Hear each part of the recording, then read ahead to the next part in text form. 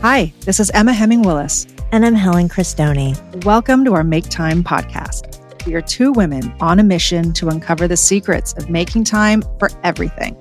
From work and relationships to our brain, body, and beauty, we'll explore it all and share it with all of you. We interview experts so we can discover more practical tips to make time so we have more time for our family, friends, and ourselves. So join us as we chat with incredible guests who share their expertise on all the ways we can learn to make time, especially for you. Okay, it's time to make time. Gunnar Peterson is a Nashville-based personal trainer whose clients include celebrities, professional athletes, and everyday people. Gunnar is the former Los Angeles Lakers director of strength and endurance. I'm also going to throw in that he's the first male that we've had on the show, and maybe we should add matchmaker to his bio because he is the reason I met my dear husband, Bruce. He is widely recognized for his expertise in functional training and his commitment to developing and implementing innovative fitness techniques.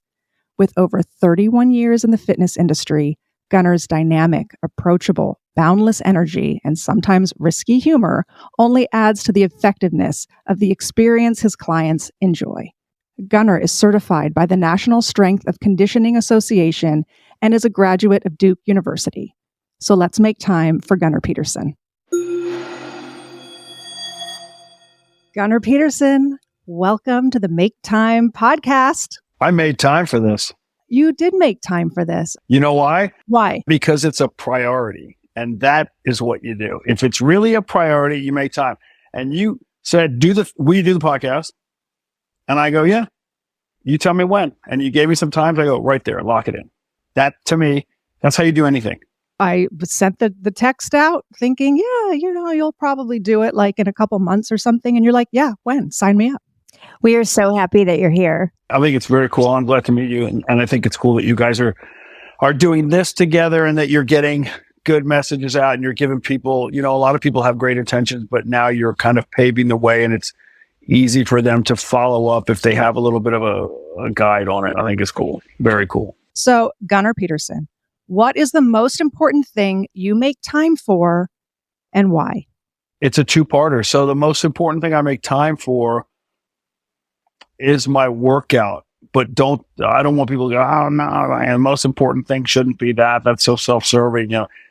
It's because that workout services every other aspect of my life, which is really more important than the workout itself if you were to put the two together. And because I do the workout, I'm able to be a better husband, a better dad, a better trainer, a better brother, a better son. Like those are the things I really care about being better. But in order to be better at those, I have to do the workout. So that's the non-negotiable for me. And I make time for it every day. Can you let our listeners know like 3 really kind of specific tips on how they can make time to work out too? I would say your first one is lock it in, like a first date, like a job interview, like a flight. Just that's what time it is. When you book a flight, you don't go, oh, it's a 2:15 flight. Let's say, well, see if they can do that at 2:30. Like it's not going to work. It's not going to work. So lock it in. Just consider whatever time it is. If you're meeting a trainer, if it's you go right when the gym opens, if you do it in your house, just lock the time in. Don't put workout like TBD because it's not going to get done. The second one I would say plan it, whether it's you're planning it loosely or super in a super detailed way. Have a plan. And for me, it's better to write it out. I know that's old school, but if you write down just like 4 or 5 things you want to make sure you get done in your workout, especially if you're an early morning workout person, maybe you're not firing on all cylinders right out of the gate. And maybe some of it's sort of, you're going through the motions, but if you have it written down, you go, yeah, I got to do that. Bang, bang, bang, bang, bang. And write it out prior to. Don't think you're going to get there. And, while you're on the elliptical, you're going to go into your notes and write. That's just not going to work. And remember, the last one I would say is remember how you feel all the time because of that. And nothing can take it away. Nothing can take away the workout and nothing can take away the feeling you get from the workout. And if you remember that, that's way more destination than journey. And I'm a big fan of the journey over the destination. But if you remember, once I finish this, I'm going to feel great for the rest of the day. I'm bulletproof for the rest of the day. That gets me through, 5 out of 10 workouts for sure. Hello, lovely ladies. Are you ready to take charge of your wellness journey? Look no further than Make Time Wellness. We've worked tirelessly to develop delicious all-in-one drink mixes that make a woman's daily wellness easy and delicious. Make Time Wellness supplements offer comprehensive formulas for your brain, body, and beauty in that order without having to take handfuls of pills. Make Time is packed with powerful ingredients like MCTs, omegas, biotin, multivitamins, and curcumin. Our formulas are designed for busy women by busy women. Check us out on maketimewellness.com/podcast20 and enjoy 20% off your first purchase. Make time for your brain, body, and beauty with Make Time Wellness.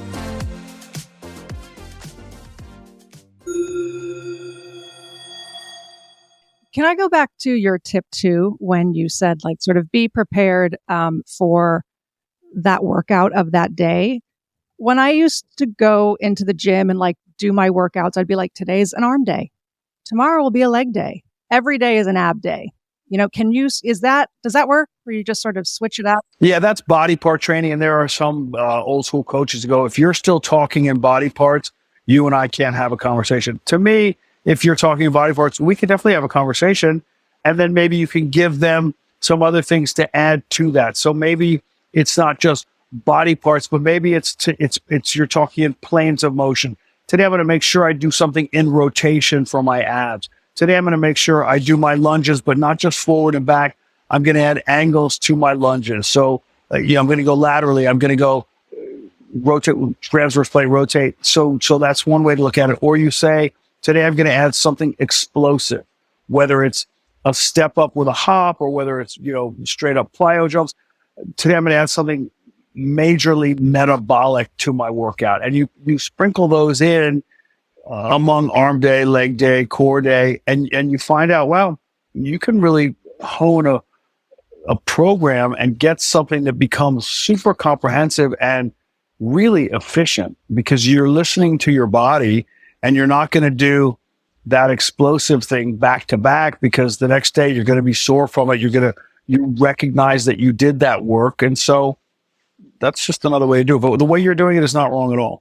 And until it doesn't serve you, why not use that?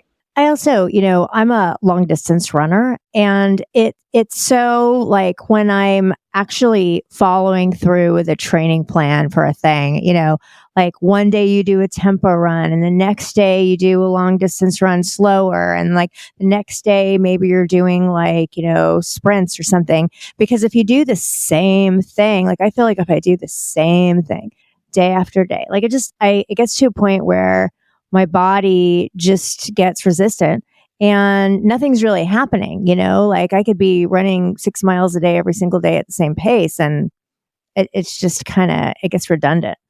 You're courting overuse injuries too. Helen is training for the Tokyo Marathon. I just wanted to put that out there. Bless you, my child. Like I did a marathon in 93 and I'm so glad I did it in 93 and I'm so glad it's not 92 right now. And good for you to do that. I think it's cool. I hope you chose that because of the location. Is that why? I'm I'm an avid runner. And so I'm just completing the world majors and I've done 3. And so I have 3 left. Very cool. My husband, Tim, he signed me up for this. And I hope I'm to be super inspired today by talking to you so I could dig into my training plan.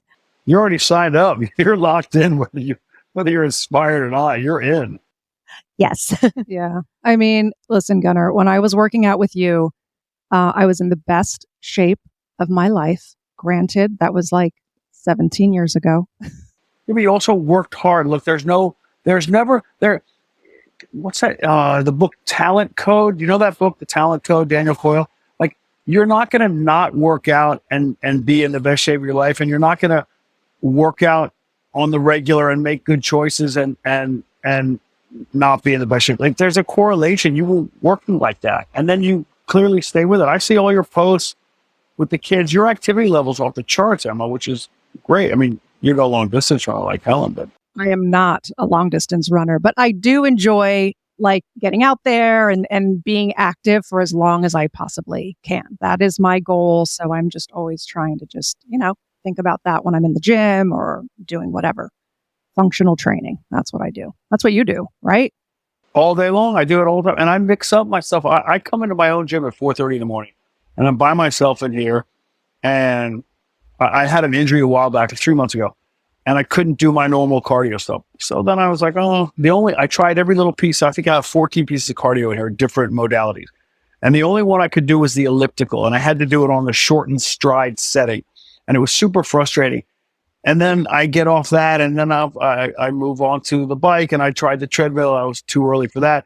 Or then I'll just do 2 minutes on every piece, and go around it like that 3 times. So it's a funny way to play with it, but it is functional. It does move your body in different ways. And then you're more prepared to meet the demands of real life. Because like you said, functional, what's the function, right? If your function is being a super engaged mom and a business person and someone out there trying to spread the good word, then you better be ready for anything, not just, deadlifts and running. How can people implement workouts into their lives if they're like stuck? We're stuck, we're overworking, you're working 12 hours a day, you've got kids, you're in a rut in working out. Like, how can you start implementing this stuff?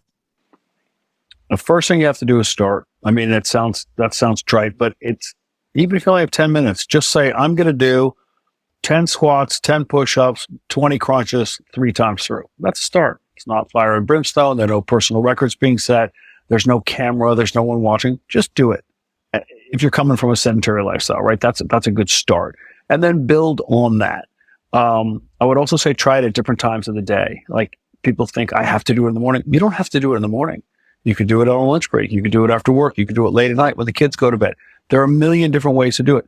Forcing yourself to become someone you're not, it's an uphill battle. It creates a mental block because you're fighting that along with the difficulty of the workout. If you're not a morning person, you're not a morning person. Don't worry about it. Just get it done. The other one I would say is don't take no for an answer, even if that no is coming from yourself. I can't do it today. You know what? I'm going to get on it tomorrow. You're probably not. Do it today. Go outside, walk 15 minutes in one direction, turn around, try to get back in less than 15 minutes. You have to push through all the reasons to not do it and all the people who say don't do it. And even if that person is yourself. The other one I'd say is go it alone. Don't count on friends. And it's cool. If you work out in a group exercise class and that's your thing, that's awesome. To try to lock in training with a friend and become dependent with that friend, whether it's 2 people hiring a trainer or 2 people, going together to the gym to embark on this thing. You can't let the friend be the reason you go or not go, even worse, right? It's great when you work out with a friend, but the minute that friend, uncouples, you got a problem. And you have to get comfortable being alone. And those are the ones that I see people, I train people, and every now and then I train them in pairs, and I don't love that, but I'll do it. And then I get the one text from one on the group and she'll say, I can't make it Thursday. And the other one will say, okay, I guess we'll see you next week. And I'm thinking, why are you doing that? You've just taken 5 days off. Like, that's a slippery slope, I think. And you also should say, you got to set goals. That's key, short and long term. And they can be as superficial as you want them to be, and you don't have to share them with anybody. But that's a great way to implement it. What is my goal? Is my goal a number? Is my goal, and whether that number is on the scale or in a size, or is my goal to just knock out X amount of days per week, per month kind of thing? Or is my goal to train in a certain way that my running time comes down? Like, I know you do the running, you said, but do you do that for time? Are you trying to better your time at every marathon? Which I think is crazy because every marathon is different. For me with marathoning, like, it just depends on where you are in your life. Like we were just talking about with Emma, like, it's not always going to be the same time in your life, and you're not always going to have the same ability to dig in and hit those training plans like you want to, or you might just, have a knee thing or, something always, it's always different and all the races are different. I really love what you just said about like kind of not being dependent on somebody to work out with, because it happens constantly. Cause like I make running dates all the time and someone will be like, oh, I got home late last night. I've got the flu. Like, something always comes up. And so really like being your own buddy system, I think is so, so important. I think that's just really great. But if one of those people comes through, make that your fun run day. Make that the day you're not timing. You don't worry if you do 2 miles, 6 miles, 12, or whatever it is. And then you enjoy it for what it is instead of sitting there. If they do show up and they're at half mast, you're like, why am I even doing this? This is just holding me back. You can't let them pull you along, because you need to be able to do it on your own, and you definitely cannot let them hold you back. So I used to, like, for me, if I was working out by myself, my goal for the day was I need to be in the gym for 1 hour. It'll be like 20 minutes of cardio, and then the rest of it is like weights. I like that ratio, but I don't like that you put that man-made or woman-made time block on it. You don't need that. That was a long time ago. Today, it's more like, okay, I can get in the gym on my tonal. I have that tonal sort of thing with the arms and, watch the program. And I could kind of hit this out in like 30 minutes. But then I leave and I was like, was that enough? Did I get enough? The answer to your question is in question form. How do you feel? I feel like I did great because I got the workout in. So, okay, great. So that's the mental side of it. How do you feel physically? Decent.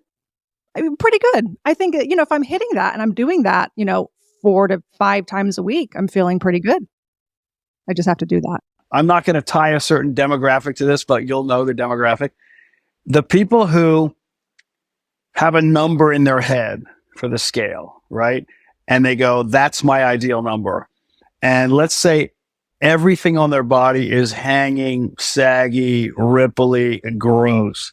And they get on the scale and it's 2 pounds below their ideal number. And they go, oh my God, that's amazing. I'm so happy. You're crazy. Then you go the ones who everything looks unbelievable, perky, tight, strong, beautiful, lean, defined. They get on the scale and it's 5 pounds over that number. And they go, I am so upset. I can't believe I'm at this number. Also crazy. You have to go, barring any health issues, but you have to go, how do you feel? I feel great every single day. Yes, there are aches and pains, and that's not a bullshit line. I feel great all the time. So why would I change my workout? If I'm doing however long I'm doing, that's serving me. Why does anybody care what I'm doing? If it's 30 minutes or if it's 2 hours, if I feel great all the time, to me, it's working. You could go down to, and if you're in a job where your looks matter, although they shouldn't, but let's be honest, if you look good and feel good, and I think that those two sometimes get transposed, if you look good and feel good, you're winning all the time. Like who cares if it was 30 minutes or an hour, assuming all health measures are in line, right? So I would say to you, if you look in the mirror and go like this, I look amazing, I'm so happy with this, then I would say your 30 minutes is perfect.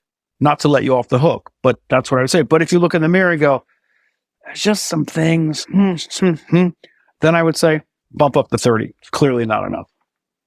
Or tweak the diet, or add hydration, or use the one that's easiest said, actually easier done. Get more sleep.